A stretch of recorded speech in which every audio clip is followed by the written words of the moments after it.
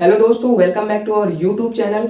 दोस्तों आज हम इस वीडियो के अंदर आपको प्रेजेंट टेंस पढ़ाने वाले हैं। दोस्तों आज हम प्रेजेंट टेंस के आपको प्रेजेंट इंडिफिनिट टेंस जो कि पहला इसका काइंड्स होता है प्रेजेंट टेंस का इंडिफिनिट, उसको आज मैं पूरा विस्तार रूप से एक्सप्लेन करके बताने वाला हूं ताकि आपको इसमें कोई भी कंफ्यूजन नहीं रह जाएगी। और आपको अगर प्रेजेंट इंडिफिनिट टेंस से कोई भी ट्रांसलेट बनाने के लिए दिया जाएगा तो आप आसानी से कर लेंगे। और मैं आपको बताने वाला हूं कि आप प्रेजेंट टेंस का इसका मतलब की पहचान क्या होता है, इसकी हेल्पिंग वर्ब्स क्या होती है और किस तरीके से ट्रांसलेट बनाया जाता है। तो दोस्तों आज मैं आपको फुल इंडिफिनिट प्रेजेंट इंडिफिनिट का आपको इंट्रोडक्शन कराने वाला हूँ और आपको सिखाने भी वाला हूँ कि आप कैसे प्रेजेंट इंडिफिनिट टेंस का ट्रांसलेशन बना सकते हैं। तो मेरे साथ वीडियो के अंदर बने रहिएगा। अगर आप मुझसे जुड़ना चाहते हो मेरे चैनल से तो नीचे रेड कलर का बटन है सब्सक्राइब करने का, सब्सक्राइब कर दीजिए और आप मेरे चैनल से जुड़ जाओगे। और जैसे मैं कोई नई वीडियो अपलोड करूंगा आप तक सबसे पहले नोटिफिकेशन मिल जाएगी। तो चलिए आज का वीडियो स्टार्ट करते हैं और आपको बता दें कि प्रेजेंट इंडिफिनिट टेंस का ट्रांसलेशन कैसे बनता है। चलिए दोस्तों, तो सबसे पहले मैं आपको प्रेजेंट टेंस का थोड़ा सा बताता हूँ कि आपको क्या पहचान मिल जाएगा कि ये प्रेजेंट टेंस ही है। बाकी आपको मैं आगे बताने वाला हूँ कि इंडिफिनिट टेंस का क्या पहचान होता है। तो सबसे पहले आपको जानना है कि प्रेजेंट टेंस क्या है। तो किसी भी वाक्य के अंत में आप इसका डिफिनेशन लिख सकते हो प्रेजेंट टेंस का, केवल प्रेजेंट टेंस का। प्रेजेंट इंडिफिनिट करें, किसी भी वाक्य के अंत में आपको है शब्द का प्रयोग मिलेगा, जैसे है, इस तरीके के शब्द का मिल सकता है। मतलब कि ह से रिलेटेड ह लगा रहेगा, उसमें ह रहेगा, ठीक है। तो ह वाला शब्द मिलेगा, जैसे है। जैसे मैं आपको वीडियो पढ़ा रहा हूँ, हूँ आया लास्ट में, मतलब एकदम लास्ट में वाक्य के अगर हूँ आता है तो ये प्रेजेंट टेंस होगा। और अगर जैसे आप वीडियो देख रहे हो भी, देखिए यहाँ पे एक हो भी आप कर दीजिए। मतलब कि मैंने बोला ना ह से रिलेटेड शब्द जितने आएंगे वो सारे प्रेजेंट टेंस के होंगे। यह है तो प्रेजेंट टेंस की यही पहचान होती है, रिकॉग्नाइज। आप इसको रिकॉग्नाइज मतलब होता है पहचान। तो आप ये देख लो कि है, हूं, हो, जिस भी सेंटेंस के हो वाक्य के अंत में होगा है, हूं, हो, वो प्रेजेंट टेंस कहलाएगा। तो ये प्रेजेंट टेंस का होता है। ये present continuous, present perfect continuous में सभी में काम आएगा। इंडिफिनिट में नहीं, सब में ये आपको काम आएगा कि है, हूं, हो लगा रहेगा, ह लगा रहेगा, लास्ट में है, हूं, होगा। तो अब चलिए हम बात किसकी करने वाले थे, प्रेजेंट इंडिफिनिट टेंस की।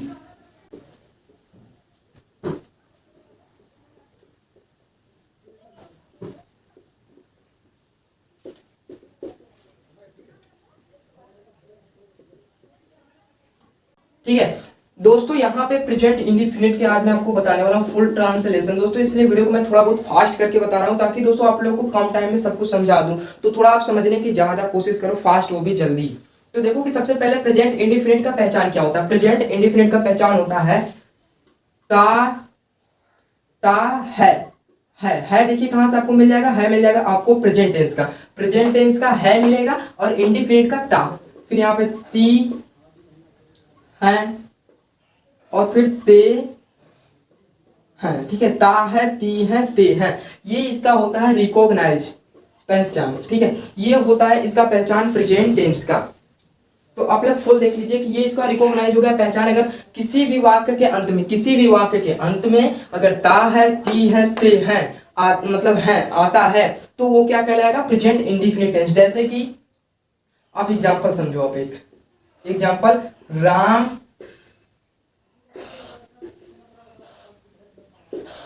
घर जाता है, जाता है। दोस्तों मेरी थोड़ी सी हिंदी की राइटिंग कमजोर है तो आप उसको समझने की कोशिश कीजिएगा। मैं उसको इंप्रूव कर रहा हूँ, पिछली वीडियो के मुताबिक हल्का फुल्का बना रहा हूँ। तो यहाँ पे आप देख सकते हो कि राम घर जाता है, यहाँ से देखिए आपको ता मिला, यहाँ से मिला है।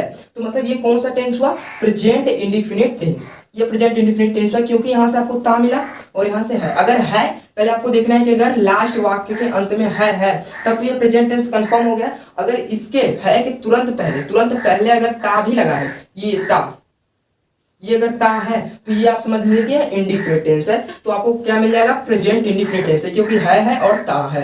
ये टेंस कौन सा है, प्रेजेंट इंडिफिनिट टेंस है। तो आपको इसका पहचान पता चल गया होगा कि मैंने क्या बताया प्रेजेंट इंडिफिनिट टेंस का, कि ता है, ती है, ते हैं, अगर ये आदि शब्द आते हैं तो आपको पता चल जाना चाहिए कि ये प्रेजेंट इंडिफिनिट टेंस है। तो यहाँ पे आप देख सकते हो कि अब इसका ट्रांसलेशन कैसे बनेगा। तो ट्रांसलेशन बनाने के लिए सबसे पहले हमको इसका रूल जानना होगा। तो देखिए इसका रूल क्या होता है, अभी हम ट्रांसलेशन तो बताएंगे नहीं आपको, क्योंकि रूल के बिना कोई भी ट्रांसलेशन नहीं बना सकते हो। देखो रूल क्या होता है कि सबसे पहले अब आपको प्रेजेंट इंडेफिनिट का हेल्पिंग वर्ब जानना होगा। तो यहाँ पे मैं अगर आपको हेल्पिंग वर्ब बताता हूँ, नहीं जान लीजिए, यहीं पे बताते हैं कि हेल्पिंग वर्ब देखिए किसको कहते हैं। हेल्पिंग वर्ब, हेल्पिंग वर्ब दोस्तों इसको समझना थोड़ा सा कठिन है, लेकिन अगर आप शुरू से समझेंगे तो सब कुछ आसान हो जाएगा। हेल्पिंग वर्ब हर टेंस का, हर प्रेजेंट टेंस का, पास्ट टेंस का, प्रेजेंट कंटीन्यूअस का, पास्ट कंटीन्यूअस का, फ्यूचर टेंस का, सबका अलग अलग होता है। तो जो प्रेजेंट इंडेफिनिट टेंस का हेल्पिंग वर्ब है यस और यस। दोस्तों एस और ईएस आपको कब काम आएगा, अफर्मेटिव सेंटेंस में, जिसमें कि ना ही क्वेश्चन मार्क हो और ना ही नहीं का शब्द का प्रयोग किया। जैसे कि इस तरीके के क्वेश्चन, जैसे राम घर जाता है, मैं खाना खाता हूं, आप वीडियो देखते हो, अगर इस तरीके के आता है, जैसे कि अभी आपको इसका प्रयोग इन्हीं सब में करना है। वरना अगर इसकी हेल्पिंग ओरिजिनल हेल्पिंग वर्ब की बात करें प्रेजेंट इंडेफिनिट टेंस की, तो वो क्या है, डू और डज, डू और डज। ठीक है, इसकी ओरिजिनल हेल्पिंग वर्ब ये होती है प्रेजेंट इंडेफिनिट टेंस की, डू और डज। तो डू और डज में आपको देखिए इसमें समझने वाली ये चीज है कि इसका प्रयोग कब किया जाता है और एस और ईएस का प्रयोग कब किया जाता है। तो एस और ईएस का प्रयोग किया जाता है अफर्मेटिव सेंटेंस में, मतलब कि साधारण वाक्य में, जिसमें कि नहीं ना हो, कोई क्वेश्चन वर्ड ना हो, ना ही कोई नेगेटिव वर्ड ऐड किया गया हो। जैसे कि राम घर जाता है, इसमें ना ही नहीं का प्रयोग किया है, ना ही कोई क्वेश्चन मार्क है। तो अगर सिंपल सेंटेंस साधारण वाक्य है तो उसमें एस और ईएस लगेगा। तो यहाँ पे देखिए सबसे पहले बनाने के लिए हमें बनाना कैसे होता है, सबसे पहले यहाँ पे जो राम है, राम का हम स्पेलिंग लिखेंगे। राम, राम का क्या हो जाएगा, सबसे पहले हम इधर से शुरू करेंगे राम। ठीक है, तो देखिए मैं आपको एक बार इसका रूल भी बताता हूँ क्या होता है। दोस्तों यहाँ पे देखिए रूल क्या होता है, सब्जेक्ट, मैं आपको ये भी बताने वाला हूँ सब्जेक्ट किसको कहते हैं। सब्जेक्ट प्लस ये टी है, ये plus verb, VERB, verb plus helping verb, helping verb मान लीजिए ये वर्ब, प्लस ऑब्जेक्ट, ऑब्जेक्ट और प्लस करके प्लस अदर वर्ड। यहां पे मैं छोटा लिख देता हूं, अदर वर्ड। ठीक है, तो देखिए इसको बनाते कैसे, सबसे पहले हमको सब्जेक्ट को लगाना है, फिर वर्ब को, फिर हेल्पिंग वर्ब, वर्ब, फिर उसके बाद plus object plus other word. सबसे पहले देखिए सब्जेक्ट इसमें कौन होता है, सब्जेक्ट राम होगा, जिसका नाम होगा या फिर जिसको कहा जा रहा है। जैसे किसको कहा जा रहा है, राम को ना कहा जा रहा है कि राम घर जाता है, तो जिसको कहा जा रहा है वो सब्जेक्ट बनेगा। तो सबसे पहले हम राम की स्पेलिंग लिख लेंगे, राम। अब देखिए यहाँ पे वर्ब, वर्ब यहाँ पे क्या हो रहा है, वर्ब मतलब कि क्रिया क्या कर रहा है, क्रिया राम कर रहा है जाने का, जाने का क्या स्पेलिंग होता है, गो। क्या हो जाएगा, राम गो, वर्ब लगा है। अब उसके बाद हेल्पिंग वर्ब क्या होता है, यहाँ पे डू और डच को अभी आपको प्रयोग नहीं करना है। मैंने बताया था कि डू और डच का प्रयोग आपको आगे चल के आपको इसके मिलेगा कंटिन्यू, मतलब उसमें निगेटिव वाले में और इंट्रोगेटिव वाले में। तो अभी आपको डू और डच नहीं, एस और ईएस का। तो देखिए अगर राम गोज, एस और ईएस का कहाँ प्रयोग होता है ये जानिए, कि सबसे पहले आपको इसका प्रयोग जानना होगा कि जैसे कि पहले ये कौन सा है, प्लूरल है या सिंगुलर है। प्लूरल सिंगुलर के हिसाब से हम एस और ईएस को लगाते हैं, डू और डच को लगाते हैं, सभी हेल्पिंग वर्ब को लगाएंगे। तो यहाँ पे सिंगुलर है तो हम क्या लगा देंगे, राम गोज, ईएस लगेगा। यहाँ पे क्या लगेगा, ईएस, राम गोज हो जाएगा। हेल्पिंग वर्ब लगाया, हेल्पिंग वर्ब। अब देखिए क्या बचा है, ऑब्जेक्ट, ऑब्जेक्ट मतलब कि कहाँ जा रहा है, ऑब्जेक्ट मतलब कि हो जाएगा घर में, घर जा रहा है, राम गोज, यहाँ पे टू लगेगा, घर में जा रहा है तो टू अपने से ऐड करना है, टू होम, टू होम। ठीक है, तो ये ऑब्जेक्ट हो गया, अदर वर्ड भी आपको आगे चल के मिलेगा। तो ये होता है प्रेजेंट इंडेफिनिट टेंस का ट्रांसलेशन। सबसे पहले आपको क्या बनाना है कि subject plus verb plus helping verb plus object plus other word. ठीक है, अदर वर्ड। तो आपको ये सारी चीजें देखते हुए भी आप इसको बना सकते हो। तो अभी मैं इसको थोड़ा सा चेंज करता हूँ क्वेश्चन को और फिर बताता हूँ कि कैसे इसको बनाना है।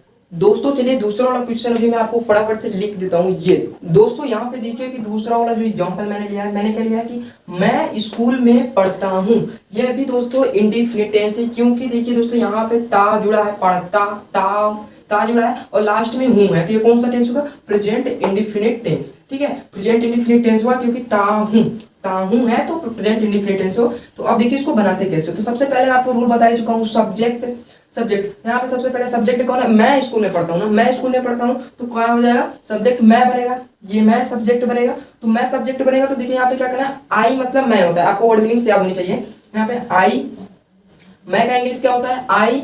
अब देखिए दोस्तों, अब यहाँ पे फिर क्या लगाना है, वर्ब। वर्ब क्या होता है, क्रिया। क्रिया कौन सा, मैं क्या कर रहा हूँ, पढ़ने का क्रिया कर रहा हूँ ना, मैं पढ़ता हूँ, पढ़ने का क्रिया तो क्या हो जाएगा, रीड। READ। अब दोस्तों देखिए यहाँ पे रीड हो गया, ठीक है, तो मैं आई रीड हुआ, मैं पढ़ता हूँ, वर्ब लगाए। अब देखिए यहाँ पे हेल्पिंग वर्ब कौन सा लगेगा, हेल्पिंग वर्ब, ये वर्ब हेल्पिंग वर्ब हुआ है, तो हेल्पिंग वर्ब में एस और ईएस है। दोस्तों यहाँ पे आपको एक बात ध्यान देनी होती है कि हेल्पिंग वर्ब आपको अगर सिंगुलर सब्जेक्ट के साथ लगाना रहता है, केवल सिंगुलर सब्जेक्ट के साथ, ठीक है। अगर वो प्लूरल है तो नहीं लगेगा। अगर जैसे देखिए कि हेल्पिंग वर्ब आप कब लगा सकते हो, जब सिंगुलर हो, सिंगुलर, ठीक है, सिंगुलर के साथ, केवल आप सिंगुलर के साथ ही हेल्पिंग वर्ब लगाएंगे।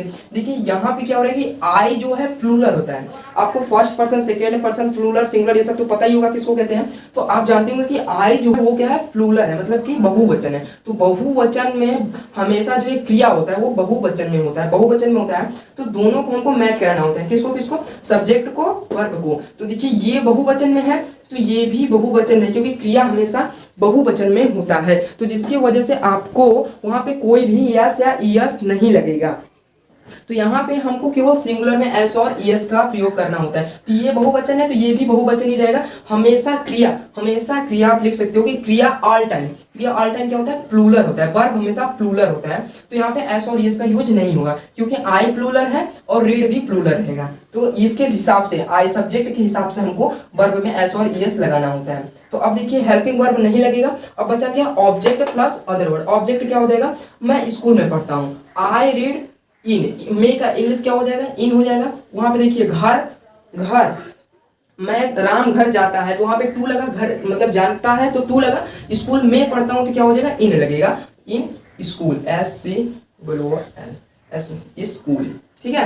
तो यहाँ पे देखिए स्कूल हो जाएगा और यहाँ पे फुल स्टॉप। दोस्तों यहाँ पे ये हो गया पूरा पूरा translate complete. I read in school, मैं स्कूल में पढ़ता हूँ। तो चलिए अभी थोड़ा सा ट्रांसलेट को इंप्रूव करते हैं और फिर आपको थोड़ा बहुत और बताता हूँ कि डू और डच का प्रयोग कहाँ पे किया जाता है, एस और ईएस का नहीं। अब हम दोस्तों निगेटिव पढ़ेंगे। अभी तक हमने क्या पढ़ा था, अफर्मेटिव। अफर्मेटिव मतलब कि दोस्तों साधारण, साधारण, ये साधारण थे। अब हम क्या पढ़ने वाले हैं, नकारात्मक मतलब कि निगेटिव, ठीक है, निगेटिव। अब हम निगेटिव पढ़ने वाले हैं। तो दोस्तों अब यहाँ पे हम निगेटिव जब पढ़ने वाले हैं, साधारण तो हमारा कंप्लीट हो चुका है। निगेटिव में डू और डच का प्रयोग होगा, एस और ईएस का नहीं होगा। तो जब आप निगेटिव सेंटेंस बनाओगे तो एस और ईएस की जगह पे क्या हो जाएगा, डू और यहाँ पे डच, ठीक है। तो अभी चलो इसे फटाफट से सब कुछ सॉल्व करते हैं, फिर आपको अगले क्वेश्चन की तरफ चलते हैं। चलिए दोस्तों, तो यहाँ पे आप देख सकते हो कि फिलहाल में ये होता है आपका प्रेजेंट इंडिफिनिट टेंस का निगेटिव का ट्रांसलेट का रूल। ट्रांसलेट का रूल जानने से पहले चलिए अभी कोई एक ट्रांसलेट लिख लेते हैं। मान लीजिए कि राम घर नहीं जाता है, राम घर नहीं जाता है, जाता है। दोस्तों पहले वाले सेंटेंस में हमने पढ़ा था राम घर जाता है, मतलब कि निगेटिव शब्द का उसमें यूज नहीं किया गया था। लेकिन ये वाला जो ट्रांसलेशन है वो बिल्कुल निगेटिव है, इसमें निगेटिव का यूज किया गया, नहीं का यूज किया गया। तो वहीं आपको आज मैं बताने वाला हूँ प्रेजेंट इंडिफिनिट के। आज मैं दो मुख्य आपको पार्ट बताने वाला हूँ कि पहला कि आप जान लीजिए कि प्रेजेंट इंडिफिनिट आपको पढ़ा ही रहा हूँ। प्रेजेंट इंडिफिनिट में आपको मैं बताने वाला हूँ कि पहला अफर्मेटिव, दूसरा निगेटिव। आपको अफर्मेटिव निगेटिव इस वीडियो के अंदर पूरा कंप्लीट करवाने वाला हूँ और अगले वीडियो के अंदर अफर्मेटिव निगेटिव दोनों पढ़ा दूंगा नेक्स्ट वीडियो के बाद में। तो चलो पहले अभी आप इसको देखो। अफर्मेटिव तो आप पढ़ चुके हो, अफर्मेटिव मेरे ख्याल से सबको समझ में आ गया होगा, बस आपको रूल ध्यान रखना होगा। तो पिछला वीडियो मतलब पिछला वाला जो अफर्मेटिव था उसका रूल याद कर लो। देखो तो इसका पहले रूल क्या होता है, इसमें सेम फंडा होता है, बस थोड़ा सा डिफरेंट होता है। ये जानो कि सबसे पहले सब्जेक्ट रहेगा, सबसे पहले सब्जेक्ट प्लस हेल्पिंग वर्ब, इसमें डायरेक्ट हेल्पिंग वर्ब आ जाता है। और इसको इसका जो हेल्पिंग वर्ब है मैंने बताया था कि डू और डच हो जाएगा, इसमें डू और डच हो जाएगा। और अगर अफर्मेटिव रहेगा, साधारण रहेगा, तो वहाँ पे एस और ईएस का प्रयोग किया जाएगा। तो यहाँ पे इसका हेल्पिंग वर्ब डू और डच हो जाएगा। प्लस में नॉट आपको यूज करना है, नॉट शब्द का यूज करना है, मतलब कि नॉट, क्योंकि इसमें नहीं जुड़ा है तो आपको नॉट यूज करना है। प्लस वर्ब को यहाँ पे आपको वर्ब मतलब क्रिया, ऑब्जेक्ट मतलब कि जो आपका घर है, ये सबको यूज करना है। प्लस अदर वर्ड आपको दिया जाएगा, तो अदर वर्ड का जैसे कि कल से पढ़ रहा है तो वगैरह वगैरह आपको मतलब किस तरीके का पढ़ता है तो अदर वर्ड में आएगा। तो अदर वर्ड फिलहाल में मैं आपको नहीं दिया हूँ, यहाँ पे आपको केवल बस ऑब्जेक्ट तक दिया हूँ। तो सबसे पहले इसको बनाने के लिए हम सब्जेक्ट को ले लेंगे। तो सब्जेक्ट कौन है, राम है, तो राम लिख लेते हैं, राम हो गया। और फिर यहाँ पे देखिए कि हेल्पिंग वर्ब, हेल्पिंग वर्ब हमारा क्या दिया गया है, डू और डच। हेल्पिंग वर्ब देखिए फिर से मैं आपको बता रहा हूँ कि कैसे यूज किया जाता है। हेल्पिंग वर्ब अगर सिंगुलर रहेगा, सिंगुलर रहेगा तो किसका यूज करेंगे, डच का। सिंगुलर रहता है तो डज का उपयोग करते हैं। अगर प्लूरल रहेगा, ठीक है, प्लूरल रहेगा तो डू का। तो यहाँ पे देखिए जो राम है सिंगल बंदा है, राम आपको पता होगा जो नेम होता है अगर सिंगल नेम है तो वो सिंगुलर में आता है। तो सिंगुलर है तो इसका जो हेल्पिंग वर्ब लगेगा वो डज लगेगा, वो ये वाला डज वाला लगेगा। तो यहाँ पे लिख सकता हूँ मैं राम डज। अब देखिए राम डज हेल्पिंग वर्ब हो गया। अब बचा है केवल नॉट का यूज करना, तो नॉट को भी यूज करते हैं, Ram does not, Ram does not हो गया। अब बचा है वर्ब, वर्ब मतलब क्रिया, क्रिया क्या कर रहा है राम, जाने का कर रहा है, तो यहाँ पे गो कर देंगे। यहाँ पे एस और ईएस वाला फंडा हट चुका है, एस और ईएस अब इसमें नहीं लगेगा। निगेटिव सेंटेंस चल रहा है तो इसमें एस और ईएस नहीं लगेगा, आपको केवल अफर्मेटिव में यूज करना है। तो यहाँ पे क्या हो जाएगा, राम गो, गो हो जाएगा, Ram does not go helping verb मतलब वर्ब यूज किए। अब ऑब्जेक्ट क्या बचा है, घर, गो टू घर रहेगा, यहाँ पे टू अपने से लगाएंगे और टू घर का मतलब क्या हो जाएगा, होम हो जाएगा, टू होम, ठीक है, टू होम। तो दोस्तों ये हो गया आपका ट्रांसलेशन। राम घर नहीं जाता है का ट्रांसलेट क्या बनेगा, Ram does not go to home, ठीक है, ये हो गया ट्रांसलेशन। तो चलिए अभी आपको मैं एक और बताता हूँ जिसमें कि यहाँ पे डू का यूज करें और जो ये सब्जेक्ट है वो प्लूरल है। तो प्लूरल के साथ कैसे यूज करते हैं और उसको कैसे बनाते हैं ये भी बताता हूँ। बस ये समझ लो आप इसको बनाते वक्त आपको ये जो रूल है, रूल आपको याद करना होगा। पहला वाला रूल मैं आपको मतलब अफर्मेटिव वाले बता ही चुका हूँ। तो अगर आपके पास नोट होगी तो वीडियो को फिर से पीछे करके आप नोट कॉपी पे लिख लो कि पहचान क्या होता है तातीते इंडिफिनिट का, और अगर इंडिफिनिट का उसके बाद प्रेजेंट इंडिफिनिट का जो अफर्मेटिव हेल्पिंग वर्ब क्या होता है, एस और यस, और उसके बाद उसका रूल लिख लो क्या होता है। तो रूल लिखने के बाद फिर आप मतलब अफर्मेटिव का कंटिन्यूअस आ जाओ, अफर्मेटिव के बाद तो कंटिन्यूअस का आपको फिर लिख लेना है हेल्पिंग वर्ब डू और डज। तो उसके बाद आपको यहाँ पे उसका रूल लिख लो। अगर आपके पास नोट्स बनानी है तो बना लो। मैं पूरे ट्रांसलेट का, पूरे टेंस का, प्रेजेंट का, फ्यूचर का, सबका बताने वाला हूँ एक एक बारीकी से, और आप लोग अगर नोट्स बनाना चाहते हो तो बना लो। तो चलो फटाफट से यहाँ पे जो प्लूरल करते हैं, राम की जगह पे प्लूरल नेम करते हैं, ठीक है। दोस्तों यहाँ पे देखिए कि जो सेकेंड वाला एग्जांपल दिया है मैंने निगेटिव सेंटेंस का, वो क्या है, तुम छत पर नहीं सोते हो।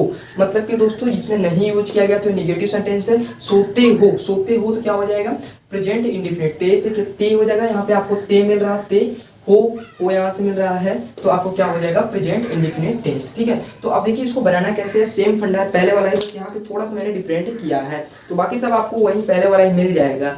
बस देखिए कि अब इसको बनाने के लिए आपको करना क्या होगा।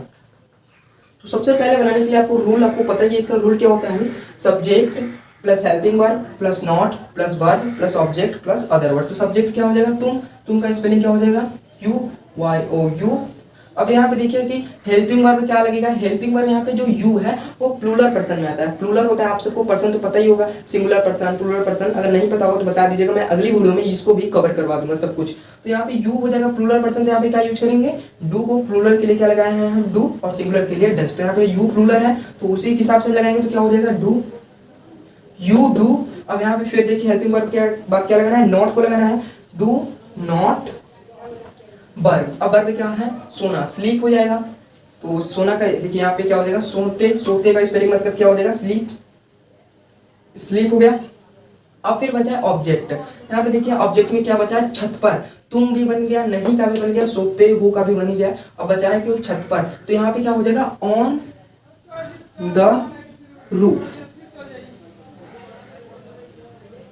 ऑन द रूफ, ठीक है। दोस्तों यहाँ पे देखिए इसका क्या हो जाएगा, you do not sleep on the roof. On the roof कहाँ से लगेगा दोस्तों, ऑन मतलब छत पर किसके माने होता है, ऑन मतलब होता है पर, तो यहाँ पे ऑन का यूज किए पर के लिए, और द रूफ लगाए हम अपने से, दी रूफ या द रूफ हम लगाते हैं, ठीक है, किसी भी चीज के लिए अगर इस तरीके का आता है तो। सो दोस्तों अब मेरे को नहीं लगता है कि आपको प्रेजेंट इंडिफिनिट टेंस के अफर्मेटिव और नेगेटिव में कोई भी प्रॉब्लम रह गई होगी। मेरे ख्याल से जितने भी प्रॉब्लम्स थी वो सब कुछ सॉल्व हो चुकी होगी। और आप लोग देख लो कि आपको कोई प्रॉब्लम हो तो नीचे कमेंट बॉक्स में बता देना, मैं आपको अगली वीडियो में कवर करवा दूंगा। और फिलहाल में अब मेरे को नहीं लगता है कि अब कोई भी प्रॉब्लम रह गई है। तो दोस्तों अगर वीडियो पसंद आता है तो वीडियो को लाइक कर देना, और अभी तक चैनल के साथ नहीं जुड़े हो तो जुड़े हो, फटाफट से नीचे रेड कलर का बटन में सब्सक्राइब करो। और दोस्तों के आगे वाले वीडियो में आपको बताने वाला हूँ इंट्रोगेटिव मतलब कि प्रश्नवाचक प्रेजेंट इंडिफिनिट टेंस का, और उसके बाद बताने वाला हूँ प्रश्नवाचक नकारात्मक मतलब इंट्रोगेटिव निगेटिव। दो चीज आज कवर कराया हूँ, अफर्मेटिव निगेटिव, और अगली वीडियो में इंट्रोगेटिव निगेटिव कवर कराऊंगा। तो मेरे साथ जुड़े रहोगे तो पूरा टेंस आपको मैं 15 दिनों में कंप्लीट करवा देने वाला हूँ। तो फटाफट से चैनल को सब्सक्राइब कर दो, और वीडियो को लाइक नहीं किया तो लाइक कर दो। बस आज के लिए इतना ही। जय हिंद, जय भारत।